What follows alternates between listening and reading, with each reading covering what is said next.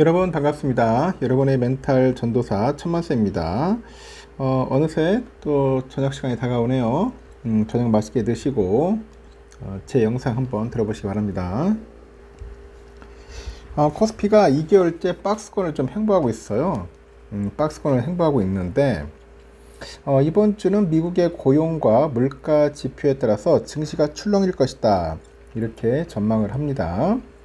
미국 연방준비제도가 이달 중순 그 연방공개시장위원회 FOMC에서 금리 인하 여부를 결정하고 있는 상황에서 핵심 변수인 해당 지표로 인해서 증시의 변동성이 확대될 수 있다는 그런 분석도 있죠.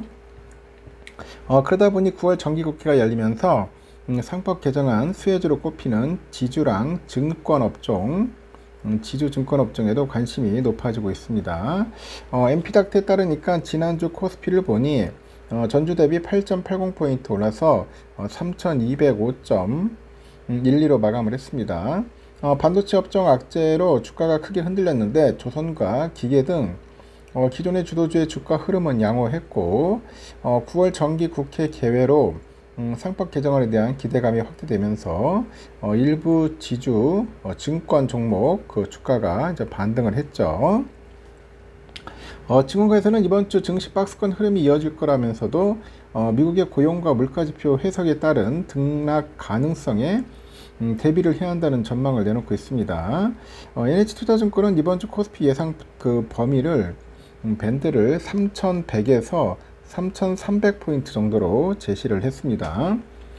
지난 주말부터 이번 주까지 미국의 9월 통화정책을 결정할 고용과 물가지표가 발표되면서 글로벌 증시 또한 중요 변곡점을 지나게 될 거라는 거죠.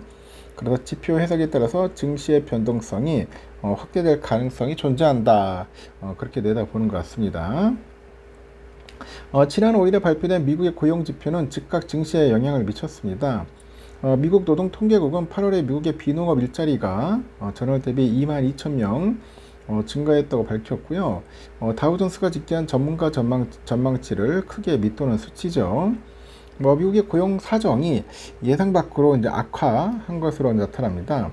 그래서 뉴욕 증시는 그 3대 지수가 나란히 이제 약세로 마감을 한 겁니다.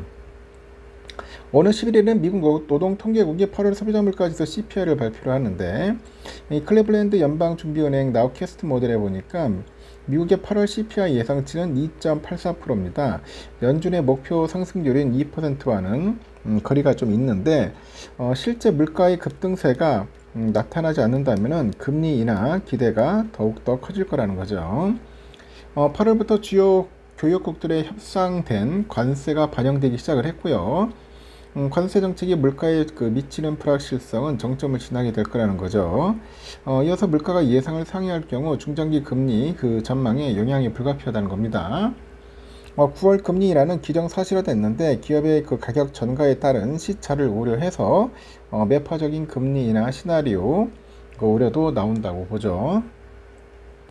이번 주 관심 업종으로는 상법 개정안 수혜주로 꼽히는 지주랑 증권 업종이 좀 꼽히고, 여권이 이번 정기국회에서 그 자사주 소각 의무화를 포함해가지고 3차 상법 개정안을 논의한다는 방침이 있어요. 실적 대비 저평가 업종인 비철 목재, 건강관리, 에너지, 반도체, 호텔, 레저, 이런 업종도 관심을 가질 필요가 있다, 이런 분석이 있습니다.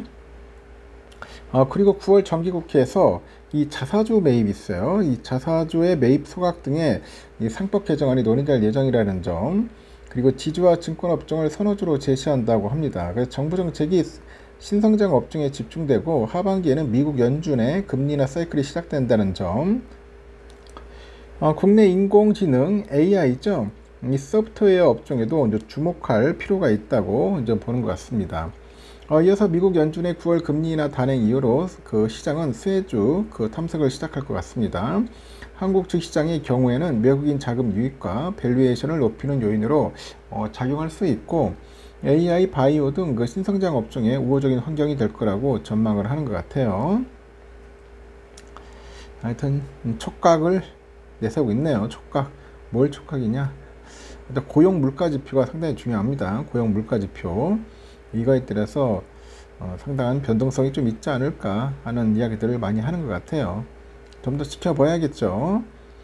그러다 보니 또 금리 인하 기대에 따라서 미국의 러셀 2000이 좀 훨훨 날고 있다, 그런 이야기도 있던데, 미국의 중소형주 중심의 러셀 2000 지수도 최근에 한 달간 7% 넘게 상승을 했습니다. 미국 연방준비제도의 금리 인하 신호에 중소형주가 이제 대형주 대비 강세를 보이고 있는 거죠. 러셀 2000은 최근 한 달간 7.43% 정도 올랐네요. 미는 같은 기간에 S&P 500 2.89%, 나스닥 3.75% 이렇게 상승률을 크게 웃도는 수치입니다. 러셀 2000은 미국 시가총액 상위 그 1001에서 3002 종목으로 구성되어 있어서 중소형주 동향을 알 수 있는 대표 지표로 꼽습니다.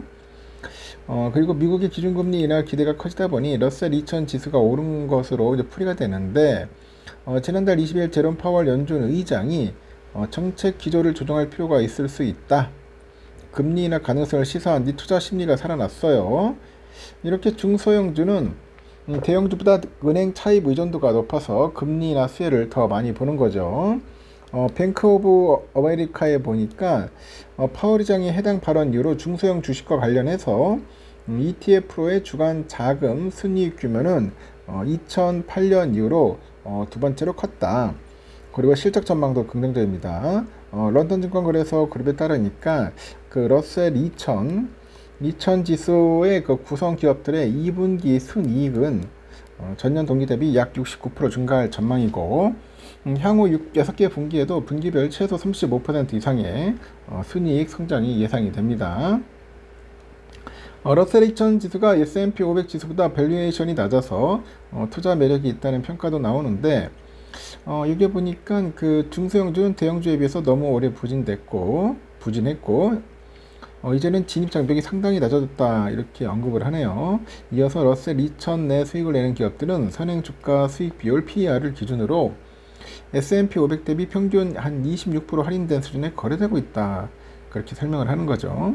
다만 러셀 2000 지수는 여전히 21년 11월 장중 고점을 회복하지 못하고 있어요. 반면에 S&P 500하고 나스닥은 최근 몇 주간 사상 최고치를 경신을 했는데 러셀만 못 올랐다. 그래서 앞으로 러셀 지수가 좀 많이 오르지 않겠냐. 러셀 지수 다른 것들은 다 올라갔으니까 러셀이 나중에 이제 고공행진하지 않을까 예상을 합니다. 중소형주로 이루어졌기 때문에 또 많은 분들이 또 관심을 많이 갖는 것 같습니다. 금리 인하는 거의 확실시 되는 것 같네요. 일단은 여기까지 하겠습니다, 여러분. 저녁 맛있게 드시고 마지막 방송 때 뵙도록 하겠습니다.